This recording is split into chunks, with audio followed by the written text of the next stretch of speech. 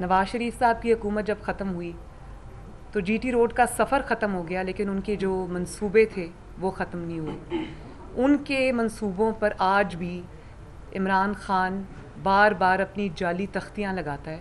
लेकिन हम जब इलेक्शन में गए थे तो हम अपनी कारकर्दगी की बुनियाद पर गए थे, और ये हुकूमत बजाय इसके कि अपनी कारकर्दगी लेकर आती, अपनी परफॉर्मेंस लेकर आती, अपने मंसूबे लेकर आती, ये हुकूमत एक ख़त लेकर आ गई, और वो भी जाली ख़त जिसका कोई वजूद नहीं है।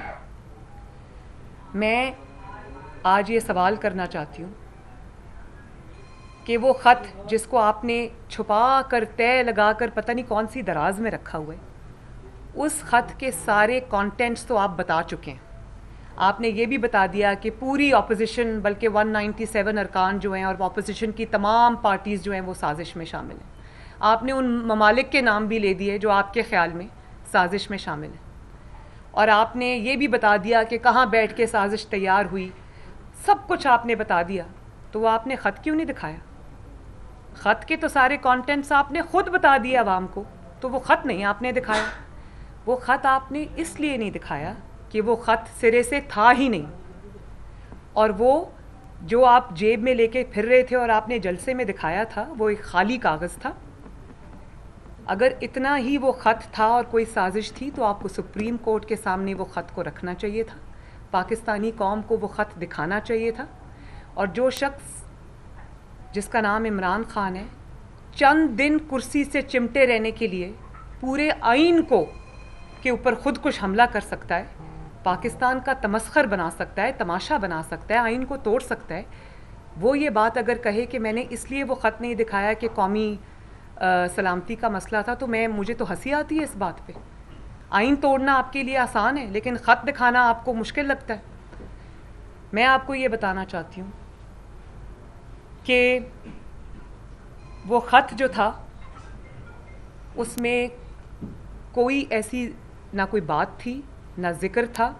मिनिस्ट्री ऑफ फॉरेन अफेयर्स में बैठ के उस ख़त को ड्राफ्ट किया गया, जिसको ये केबल्स या मरासले का नाम देते हैं। ये मिनिस्ट्री ऑफ फॉरेन अफेयर्स में बैठ के उसका सारा सियासी नोक पलक जो है वो दुरुस्त की गई।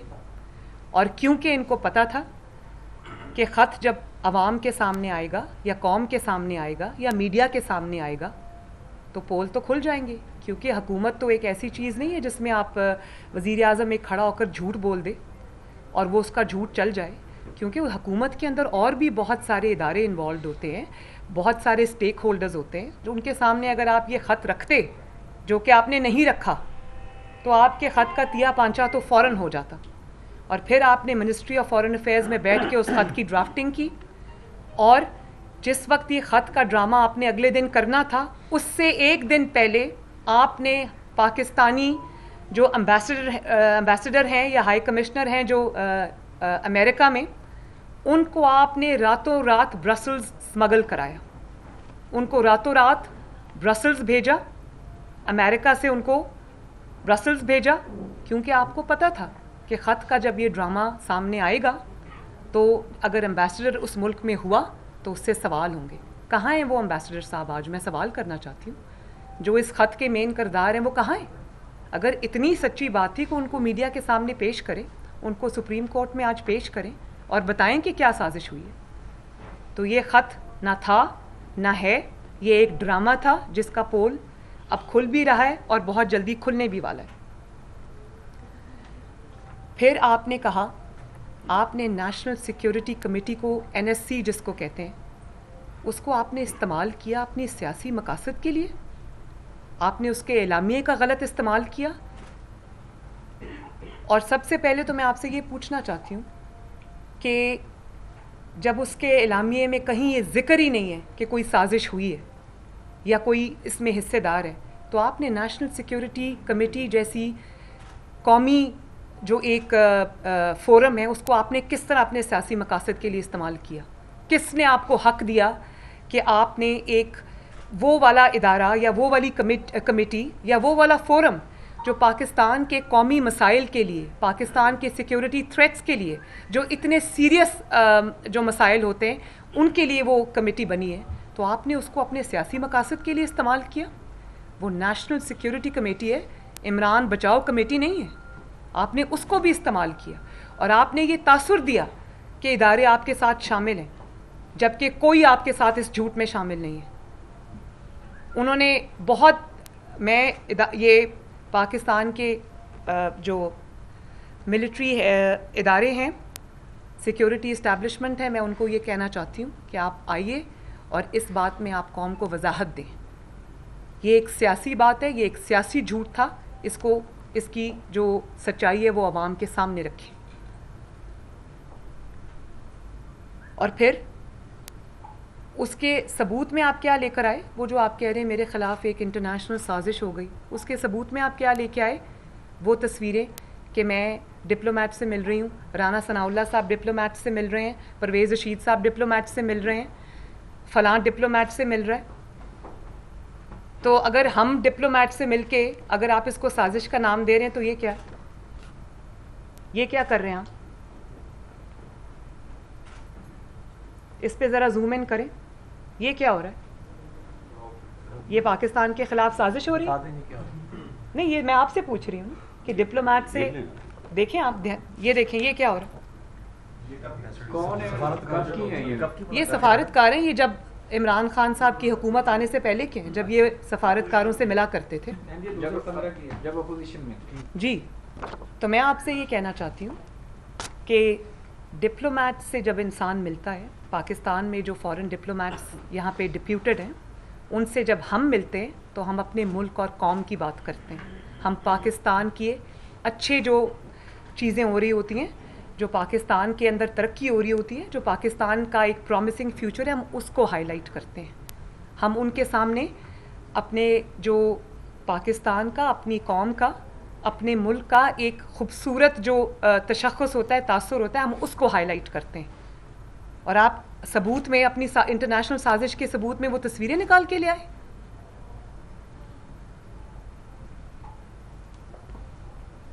और मुझे इस बात की खुशी, आज सुबह मैं टीवी देख रही थी तो एक सर्वे आ रहा था, आज ही वो सर्वे आया है जिसमें लिखा हुआ है कि 65% पाकिस्तानियों ने इस मुल्क की गैर मुल्की साजिश का बिल्कुल उन्होंने इस पे यकीन नहीं किया। और उन्होंने कहा कि अगर इमरान की हुकूमत जाने की ज़िम्मेदार कोई है तो वो महंगाई है, वो बैड गवर्नेंस है, वो महंगाई का वो तूफ़ान है जिसके तले इसने 22 करोड़ लोगों को दबा दिया है। तो मैं इमरान खान से ये पूछना चाहती हूँ कि कर्ज़ा जब 25,000 अरब से 50,000 अरब तुम्हारे दौर में हुआ तो ये साजिश किस मुल्क ने की आपके ख़िलाफ़? डॉलर जब 97 से 186 पे से क्रॉस कर गया आज, तो ये साजिश किस मुल्क ने की आपके ख़िलाफ़? चीनी की कीमत 50 रुपये किलो से 120 रुपये किलो तक गई, तो ये कौन से मुल्क की साजिश है आपके ख़िलाफ़? घी की कीमत 120 रुपये से 500 रुपये किलो तक चली गई, ये किस मुल्क ने साजिश की आपके ख़िलाफ़? आटे की कीमत 35 रुपये से 90 रुपये 85 रुपये हो गई, तो ये किस ख़त में साजिश में इसका जिक्र है? खाद की बोरी 3500 रुपये से 7,000 रुपये में हो गई, तो ये किस मुल्क ने साजिश की आपके ख़िलाफ़? और आप ये समझते हैं कि आप अपनी बदतरीन कारकर्दगी के बाद जो 3.5 साल आपने आवाम का खून चूसा है, आप ये समझते हैं एक ख़त दिखा के आप चुप करके नीचे से निकल जाएंगे? समझते हैं कि जो आपके ख़िलाफ़ महंगाई का एक तूफ़ान, एक जो आवाम के दिलों में तूफ़ान था, वो आपके इस ड्रामे से ख़त्म हो जाएगा?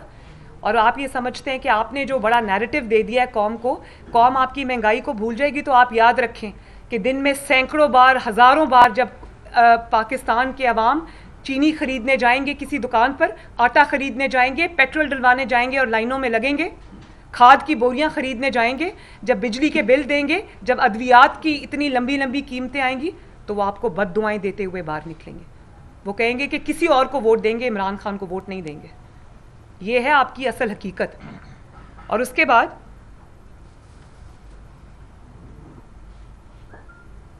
आपने जब चंद दिन इक़्तिदार में रहने के लिए आपने आइन के, पाकिस्तान के आइन को तोड़ दिया, सिर्फ चंद दिन के लिए। और मैं आज आपको बता दूं कि वोट ऑफ नो कॉन्फिडेंस से भी इन्होंने घर जाना था और घर इन्होंने असेंबली तोड़ने से भी जाना था। लेकिन ये असेंबली तोड़ने की तरफ क्यों गए?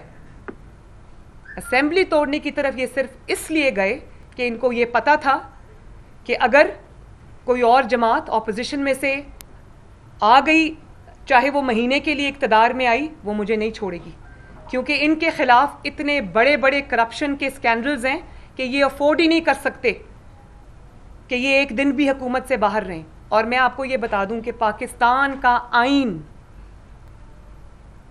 4 डिक्टेटर्स ने इतने बदतरीन तरीके से नहीं तोड़ा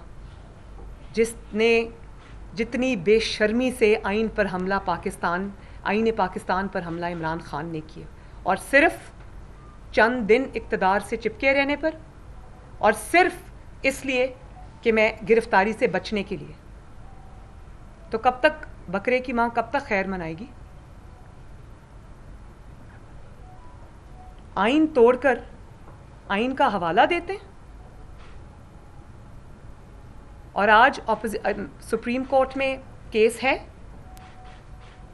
आइन शिकनी का।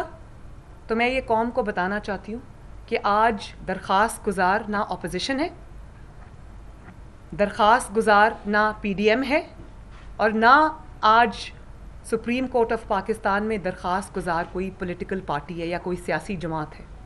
आज सुप्रीम कोर्ट में दरख्वास्त गुजार पाकिस्तान का आइन है, जिसके ऊपर इमरान खान ने अपनी चंद दिन की हुकूमत बचाने के लिए खुदकुश हमला किया है। और आप आर्टिकल 5 की बात करते हैं, आप डेप्यूटी स्पीकर की रूलिंग की बात करते हैं।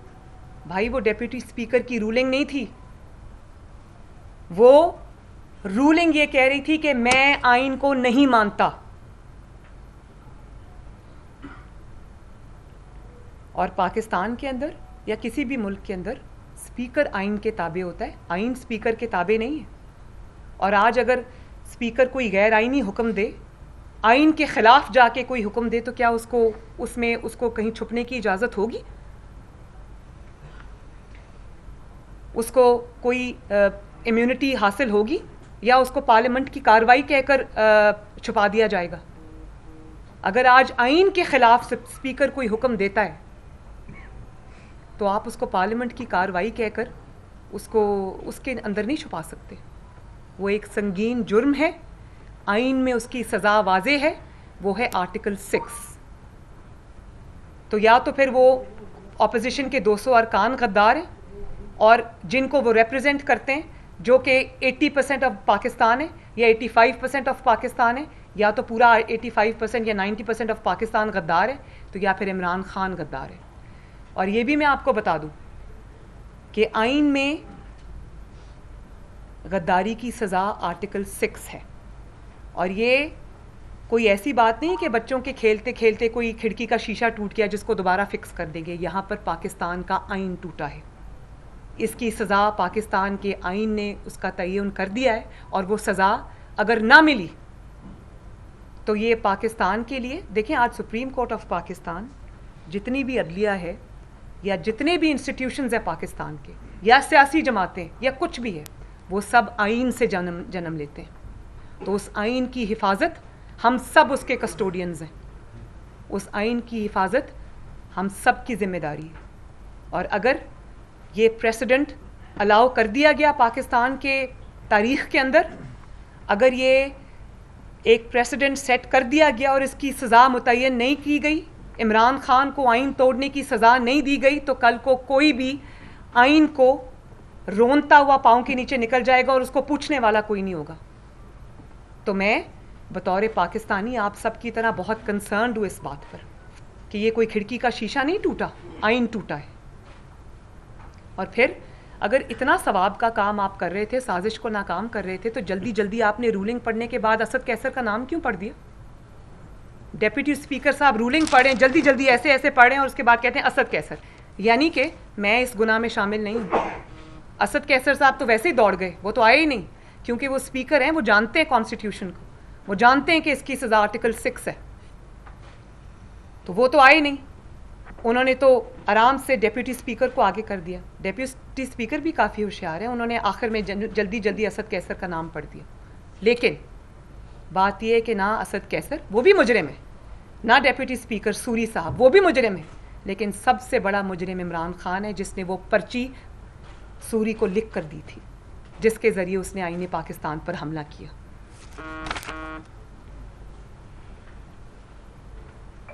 और आज स्पीकर ये कह दे असेंबली में खड़ा होकर, ये डेप्यूटी स्पीकर ये कह दे कि मैं आइन को नहीं मानता, तो क्या इस बात को तहफ़्फ़ुज़ दिया जाएगा?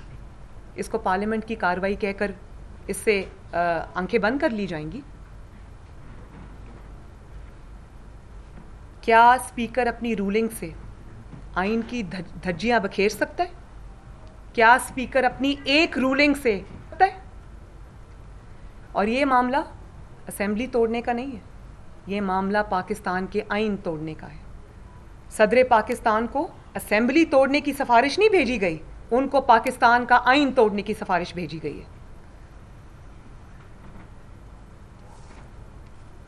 और फिर हर रोज़ हम देखते हैं कि किसी दिन अपनी हुकूमत जाने का ये मातम कर रहे होते हैं कि एहतजाज की कॉल दे दिए, किसी दिन वो सेलिब्रेट कर रहे होते हैं। और मैं इबरत का निशान है ये शख्स इमरान खान, उधर कहता था मेरे जलसे में 10 लाख लोग आएंगे, वो 10,000 लोग भी नहीं पूरे पहुंचे वहाँ पर। और उसके बाद से रोज़ कभी एहतजाज की कॉल देता है, कभी सेलिब्रेशन की कॉल देता है। उस दिन इसने एहतजाज की कॉल दी तो पूरे 3 ख़वातीन और 5 मर्द एहतजाज के लिए आए, और वो एहतजाज पूरा का पूरा एक पुलिस मोबाइल वैन में पूरा आ गया, जिसको मोबाइल पुलिस उठा के ले गई। ये तो हाल है। और फिर आप दावेदार है कि ओ हो अगला इलेक्शन में मैं ये कह के जाऊँगा, अगले इलेक्शन में मैं वो कह के जाऊँगा। बात ये कि अगले इलेक्शन में आप बतौर गद्दार आइन तोड़ने वाले का चेहरा लेकर जाएंगे, और मुस्लिम लीग नून और अपोजिशन आपको बख्शेगी नहीं। अगर आपको सज़ा ना मिली तो ये सज़ा आपको फिर पाकिस्तान के अवाम देंगे इंशाल्लाह। एक तो वो महंगाई के, लाकानूनियत के, बैड गवर्नेंस के क़यामत उनको ऊपर टूटी हुई है। दूसरा, वो आपको पाकिस्तान के गद्दार के तौर पे, एक आइन तोड़ने वाले शख्स के तौर पे याद रखेंगे। और ये आइन तोड़ने का जो आपने अपने माथे पे लेबल लगवाया है ना, पहले नालायकी और नाअहली का बहुत बड़ा लेबल आप पर लग चुका था। आपकी पूरी ज़िंदगी इबारत है साजिशों से। आप कहते हैं मैं आखिरी बॉल तक मुकाबला करूँगा। आखिरी बॉल तक मुकाबला करने वाले की मैं अगर आईने में आपको उनका चेहरा दिखाऊं तो आखिरी बॉल पे तक मुकाबला करने वाली की असल शक्ल ये है कि जब अपने ही लोग भाग गए और अपोजिशन लेकर आई तहरीक अदम एतमाद नेशनल असेंबली में, तो वहाँ से भाग गया, असेंबली तोड़ दी, गिरफ्तारी के डर से भाग गया। और जब पंजाब असेंबली में अपनी अक्सरियत खो चुका तो उसका इजलास ही नहीं बुला रहा, वोटिंग ही नहीं करवा रहा। लोग कहते हैं कि ये विकेट्स उठाकर भाग गया है। ये विकेट्स उठाकर नहीं भागा, ये मैच मैदान छोड़ के भागा है और दुम दबा के भागा है। और फिर आज आपकी हुकूमत ख़त्म हो चुकी है और आप ढिटाई से वज़ीर आज़म के ऑफिस पे विराजमान हैं। ढिटाई से आप पीटीवी के रिसोर्सेज यूज़ कर रहे हैं। रोज़ पीटीवी के टैक्स पेयर के पैसे, आवाम की खून पसीने की कमाई से आप रोज़ टीवी पे आकर घंटों आवाम का सर खाते हैं। अब तो टीवी ने भी आपको दिखाना छोड़ दिया, मीडिया ने भी दिखाना छोड़ दिया। भाई इतने झूठ कौन सुन सकता है? और आपको ये हक किसने दिया कि आप पाकिस्तान टेलीविज़न, जो इस स्टेट की अमानत है, जो पाकिस्तान के टैक्स पेयर के पैसे से चलता है, गरीब आवाम की खून पसीने की कमाई से चलता है, आपको किसने उसको इस्तेमाल करने का हक दिया? आपको किसने हेलीकॉप्टर्स को वज़ीर आज़म ना होते हुए, अपनी हुकूमत ख़त्म होते हुए, किसने आपको हक दिया कि आप वो हेलीकॉप्टर्स इस्तेमाल करें, वो गाड़ियाँ इस्तेमाल करें, वो ऑफिस को इस्तेमाल करें और अपनी सियासत को चमकाएं वहाँ बैठकर स्टेट के रिसोर्सेज के ऊपर? इसका जवाब भी आपको देना पड़ेगा, एक एक पाई का जवाब आपको देना पड़ेगा। और जिस तरह रातों रात आपने फरा को, जो कि बनी गाला की फ्रंट पर्सन है, मेक नो मिस्टेक, फरा कुछ नहीं है। फरा बुज़दार साहब जो थे वो चीफ मिनिस्टर पंजाब नहीं थे, फरा चीफ मिनिस्टर पंजाब थी और उसके सारे कनेक्शन बनी गाला से मिलते हैं। मैं बहुत तमीज़ से बात कर रही हूँ, मैं इससे ज़्यादा सख्त बात कर सकती हूँ। लेकिन ये कौम के सामने ये राज अब सब आने वाले, इन्हीं से बचने के लिए ये असेंबली तोड़कर इलेक्शन में जाना चाहता है। हम भी इलेक्शन से भागने वाले नहीं हैं। इलेक्शन से तो तुम भागो, जब मैदान में उतरेगा स्टेट सिक्योरिटी के बगैर तो इसको लगेगा पता कि लोग किस तरह अंडे टमाटरों से इसका इस्तकबाल करते हैं। अभी तो स्टेट सिक्योरिटी है, निकलो ज़रा। तो हम तो ये इलेक्शन मुस्लिम लीग नून अल्लाह के फजल करम से उसकी पब्लिक सपोर्ट, उसका वोट बैंक बिल्कुल ना सिर्फ इंटैक्ट है, लेकिन अगर कोई ऐसी पार्टी है जिसके वोट बैंक में पिछले कई सालों में इजाफा हुआ है तो अल्लाह ताला का शुक्र है, वो पाकिस्तान मुस्लिम लीग नून है। हम इलेक्शन में ज़रूर जाएंगे, लेकिन पाकिस्तान के आइन का पहले फ़ैसला हो जाने के बाद। पहले पाकिस्तान के आइन का फ़ैसला होगा, पाकिस्तान के आइन तोड़ने वाले का फ़ैसला होगा, फिर हम इलेक्शन में जाएंगे और ज़रूर जाएंगे इंशाअल्लाह ताला। और इलेक्शन में इमरान खान जैसे गद्दार को इंशाअल्लाह ताला तारीख़ी शिकस्त देंगे। और ये जो रातों रात बुर्का पहन के आपने फ़रा को फ़रार कराया पुलिस के हिसार में, वो तस्वीरें तो आप सब ने देख ली होंगी जो आजकल सोशल मीडिया पे गर्दिश कर रही हैं, मैंने भी देखी। वो जो 3-3 करोड़ का एनिमल स्किन का बैग आपने पकड़ा हुआ है, वो कहाँ से आया है? उसके सारे ताने बाने, कोई मैंने आपको पहले भी बताया, कोई ट्रांसफ़र, कोई पोस्टिंग, कोई तब्दीली, कोई अपॉइंटमेंट या तो जादू टोने से होती थी और या फ़रा को पैसे करोड़ों रुपया रिश्वत देके होती थी। कोई SHO पंजाब में अपॉइंट नहीं हो सकता था फ़रा को रिश्वत दिए बगैर। और अगर इतनी वो इस बात में कोई सच्चाई नहीं है तो रातों रात क्यों फ़रार हो गई? तो मैं ये कहना चाहती हूँ कि इन सब के नाम जो हैं वो ECL पे डालें। और फ़रा को भी मैं ये कहना चाहती हूँ कि तुम जैसे लोगों के लिए जिनके ख़िलाफ़ सबूतों के अंबार लगे हुए हैं जो अब सामने आएंगे इंशाअल्लाह ताला, तो तुम उन लोगों के लिए इंटरपोल जैसी सहूलत मौजूद है। तुम भाग नहीं सकते अब। और तुम्हारे पीछे कौन था, तुम्हारे आगे कौन था, तुम किसकी फ्रंट पर्सन थी, सब आएगा सामने। और जिस तरह से पूरे पंजाब में नाम को कोई सड़क नहीं बनी, लेकिन आप फ़रा का गांव देखिए, वहाँ सड़कें भी बनी हैं, वहाँ हर चीज़ हुई। उस्मान बुज़दार साहब ने अगर किसी जगह काम कराया तो वो फ़रा का गांव है। क्यों? वो इतनी इंपॉर्टेंट शख्सियत थी। सब बनी गाला में इमरान खान साहब के कुत्तों के साथ उनकी तस्वीरें आ रही। और आज मैं अभी कहीं पढ़ रही थी कि एक कोई जिक्र था कि जी उनकी फैमिली ने कहा है कि हमारे साथ तो धोखा हो गया, हमें तो पता ही नहीं था फ़रा ये कर रही है। ये मानने में बात आ सकती?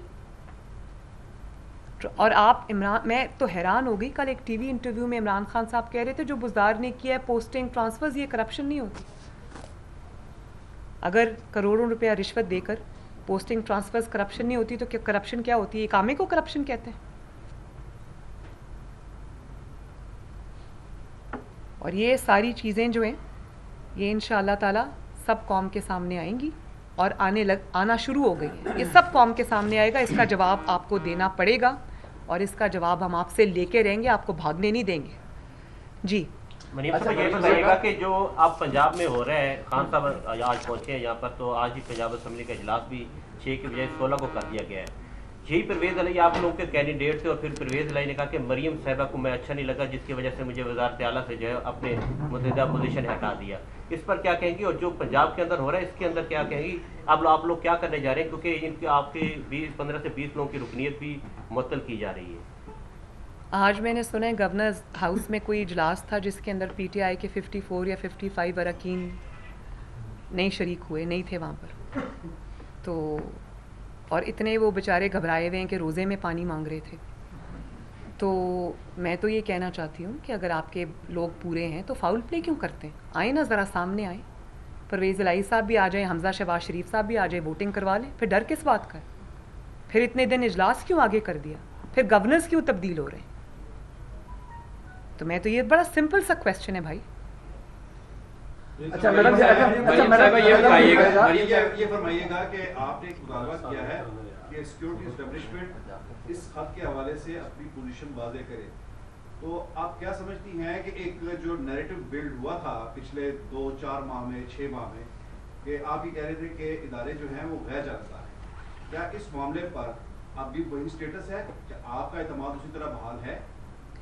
देखिए, जब आपने बात की कि अपनी पोजीशन वाजे करें, मेरा ख्याल है कि मोर और लेस पोजीशन तो वाजे हो चुकी है। आज रॉयटर्स का मैं पढ़ रही थी उनका जो आर्टिकल है, उसमें उन्होंने वाजे तौर पे ये कहा है कि किसी भी साजिश के तमाम सिक्योरिटी एजेंसीज़ को, उन्होंने कोट तो नहीं किसी को किया हुआ, लेकिन बिटवीन द लाइंस उन्होंने बहुत कुछ कह दिया और उसमें उन्होंने कहा कि कोई शवाहिद नहीं मिले। भाई कोई बात जब थी नहीं तो शवाहिद कहाँ से मिलेंगे? तो ये तो चीज़ एम्पली इस्टेब्लिश हो गई है कि ना कोई ख़त था ना कोई साजिश थी। तो ये सच जो है ये कौम की अमानत है और जो स्टेक होल्डर्स हैं उनको आके ये बताना चाहिए कि सच क्या है। जो आप जब से पाकिस्तान बना है तब से देखने में आ रहा है कि तमाम सियासी जमातें एक दूसरे के अरकान को तोड़ने में लगी हैं। मेरा आपसे सवाल ये है कि क्या ये बिल्कुल ऐनी और जमहूरी है? अगर आपका जवाब नफी में है तो ये फरमा दीजिएगा कि आप में और उनमें फ़र्क क्या है? क्या आप सब इस हमाम में सब नंगे हैं और कोई इस ऐसी कोई तजवीज़ भी है आपके पास जो इस लानत से छुटकारा दिला सके? हम में और उनमें फ़र्क ये कि जब हमारी हुकूमत थी और हमारे लोगों को तोड़ने की कोशिश की गई तो उसमें पाकिस्तान के अवाम पे कोई मुसीबत के पहाड़ नहीं टूटे हुए थे। पाकिस्तान के अवाम, चाहे वो रेडी वाला हो या वो मज़दूर हो या वो दहकान हो, लोग 2 वक्त की रोटी खाकर अपने आराम से सोया करते थे और लोगों को रोटी मुयस्सर थी। उनके ऊपर ये नाअहली, नालायकी और लोड शेडिंग का और इस तरह से आसमान पे जो कीमतें पहुंच गई हैं, उनकी ज़िंदगी अजाब नहीं हुई थी। आज लोग खुदकुशियाँ कर रहे हैं। तो उससे फ़र्क ये है कि आज पाकिस्तान के अवाम को इस नाअहली, नालायकी से निजात दिलाने के लिए मेरा ख्याल है कि इसके अलावा और कोई रास्ता नहीं था। और मेरा ये ख्याल है कि फिर भी इसको निकालना बहरहाल हर चीज़ से ज़्यादा ज़रूरी है। मरियम साहब, ये बताइएगा कि आज रूसी वज़ारत ख़ारजा की जानिब से स्टेटमेंट आई कि अमेरिका और यूरोप ने इमरान खान को दौरा रूस करने से मना किया, इसकी सज़ा दी जा रही है। इमरान खान को अचानक उनके खिलाफ तरीके अदम एतमाद जमा करा दिया, स्टेटमेंट आई है। क्या आप समझते हैं कि रूस को पाकिस्तान के मामला पे मुदाखलत नहीं करनी चाहिए? और दूसरा मेरे एक ऐड कर लीजिएगा कि आपने इससे कबल जहांगीर तरीन और अलीम खान की करप्शन अयान की थी, आज आप फराह खान की करप्शन अयान कर ली। क्या इक़्तिदार के लिए जिस तरह अलीम खान को कबूल कर लिया गया, जहांगीर तरीन को कबूल कर लिया गया, वक्त आने पर फराह खान को भी नून लीग कबूल कर लेगी? देखें, जो जहाँ तक अलीम खान साहब की बात है और जहांगीर तरीन साहब की बात है, तो वो अपनी बात का जवाब वो दे भी रहे हैं और ख़ुद दे भी देंगे। बात यह है कि जो दूसरा सवाल आपने किया, वज़ारत ख़ारजा की तरफ स्टेटमेंट है कि ये इमरान खान के खिलाफ पूरा कार्रवाई की जा रही है, अमेरिका की जानिब से अचानक जमा कराई गई है, तरीके अदम एतमाद उनको रोका गया था, तो दौरा रूस ना। देखिए, मैं सियासी मखासमत में आकर मैं कभी भी कोई ऐसी स्टेटमेंट नहीं देना चाहती जिससे पाकिस्तान के किसी भी मुल्क के साथ कोई ताल्लुकात सफारती ख़राब हो। मेरे लिए बात करनी इस वक्त बहुत आसान है, लेकिन एक ज़िम्मेदार शहरी होने के नाते, एक अवाम का नुमाइंदा होने के नाते मुझे एहतियात से काम लेनी चाहिए। मैं इमरान खान नहीं हूँ जो मैं मुंह खोलूँ तो जब भी मुंह खोलूँ तो झूठ बोलूँ और पाकिस्तान अपना जो सियासी बदला है वो मुल्क से लूँ, ये मैं नहीं करूँगी। तो इस चीज़ को जो मुतल्लिका इदारे हैं वो देखेंगे। अच्छा मैडम, ये बताइए कि एनएससी ने जो इलामिया जारी किया गया था, अभी तक उसका कोई उन्होंने तरदीद जारी नहीं की, कोई अपना बयान जारी नहीं किया। क्या आप समझते हैं कि अब भी अंपायर न्यूट्रल है या फिर अंपायर? मैं इसका जवाब दे चुकी हूँ। बहुत तरदीदें आ चुकी हैं और इनडायरेक्ट तो बहुत आ चुकी हैं, डायरेक्ट भी आ जानी चाहिए। ठीक है, मैडम ये बताइएगा कि अगर सुप्रीम कोर्ट का फैसला भी नहीं आया, लेकिन अगर फैसला आ जाता है कि इलेक्शन होंगे, तो उस सूरत में आप लोगों का क्या लाया अमल होगा? देखिए, इलेक्शन होंगे, मेरा ख्याल है कि ये सियासी जमातों का फैसला होना चाहिए। ये सुप्रीम कोर्ट में जिस चीज़ पर दरख्वास्त दायर की गई है वो इस बेसिस पे की गई है कि जो आर्टिकल 5 अप्लाई हुआ है, जिसके वजह से आपने जिसको रॉन्गली अप्लाई करके आपने तहरीक अदम एतमाद डिसमिस कर दी है, वो आर्टिकल अप्लाई होता नहीं। वो आर्टिकल ये है, आपने कहा कि साजिश हुई है, तो उस साजिश के नतीजे में क्योंकि ये अदम एतमाद आई है तो हम इसको ख़त्म कर रहे हैं। तो भाई वो साजिश तो इस्टेब्लिश ही नहीं हुई। सुप्रीम कोर्ट में तो ये मुद्दा है, सुप्रीम कोर्ट में तो पहले ये इस्टेब्लिश करना पड़ेगा कि साजिश हुई है, तो वो तो इस्टेब्लिश नहीं हुआ। तो सुप्रीम कोर्ट में इलेक्शंस के लिए नहीं गए हम कि हमें इलेक्शंस चाहिए या नहीं। इलेक्शंस तो होने हैं इंशाल्लाह, आज नहीं तो कल होंगे इलेक्शंस। हम तो जा ही इलेक्शंस की तरफ रहे हैं। सुप्रीम कोर्ट के सामने ये सवाल नहीं है, सुप्रीम कोर्ट के सामने सवाल बिल्कुल क्लियर है। जी आखिरी सवाल दे देती है कि आप इलेक्शन करें, इलेक्शन में आए तो पीपल्स पार्टी और नून लीग एक साथ इलेक्शन लड़ेगी कि अलग अलग? देखिए ये मैं फिर ये बात अभी मैंने इसका जवाब दे दिया है। और पीपल्स पार्टी एक डिफरेंट एंटिटी है, मुस्लिम लीग नून एक डिफरेंट एंटिटी है। जाहिर है जब कौमी मकासद होते हैं उसमें सब पार्टीज़ को एक दूसरे के साथ खड़ा होना पड़ता है और खड़ा होना चाहिए। जब इलेक्शन लड़ने हम जाएंगे तो हम हमारा अपना मैनिफेस्टो है, हमारी अपनी पार्टी है, हमारी अपनी पहचान है। इमरान खान साहब की तरफ से अदम इत्मीनान जी इमरान खान खत सामने ले आते हैं, फिर क्वेश्चन ले ले एक कंटेंट पे जो जिसका वो जिक्र कर रहे हैं और आपने उनको चैलेंज भी किया है। भाई अगर आखिरी बात ये है कि खत अगर होता तो सामने आ जाता है, और सबसे ज्यादा वो खत जो है वो सुप्रीम कोर्ट में पेश किया जाता है। जी इमरान खान साहब जी और आपकी पार्टी जो है वो आप लोगों की तरफ देख रही है कि हमें कोई हुक्म मिले या क्या देख रहे हैं इस चीज पर? देखिए इमरान खान एक बुली है और बुलीज की ये आई थिंक उनकी साइकोलॉजी होती है कि जब वो कॉर्नर होते हैं तो वो ये करते हैं। तो मैं ये वार्निंग देना चाहती हूँ कि अपने 2-3 गुंडे भेज के तुम अगर लोगों के घरों तक पहुँचोगे तो ये जो तुम्हारी सिक्योरिटी, स्टेट की, टैक्स पेयर की सिक्योरिटी तुम वज़ीर आज़म ना होते हुए आज एंजॉय कर रहे हो, वो 2-3 दिन में ख़त्म हो जाएगी। उसके बगैर जब तुम आओगे तो फिर तुम्हें जो तुमने बोया है वो तुम्हें काटना पड़ेगा। और अगर नवाज शरीफ साहब आज सिर्फ लाहौर में ये कह दें कि इमरान खान के हमले का जवाब दो तो क्या होगा। लेकिन हमारी मजबूरी है कि हम वायलेंस पे यकीन नहीं रखते, लेकिन जैसी बात करोगे वैसा जवाब मिलेगा। अच्छा ये बता दीजिएगा कि जैसे आपने कहा कि इलेक्शन तो पहले से नून लीग चाहती है, अब अगर इलेक्शन की जानिब जाते हैं तो क्या अजीम खान साहब को नून लीग टिकट देगी? ये तो फिर इंशाल्लाह ताला नून लीग बैठ के फैसला करेगी कि क्या करना है। बहुत शुक्रिया आप सबका। बता दिए मैंने, बता दिए।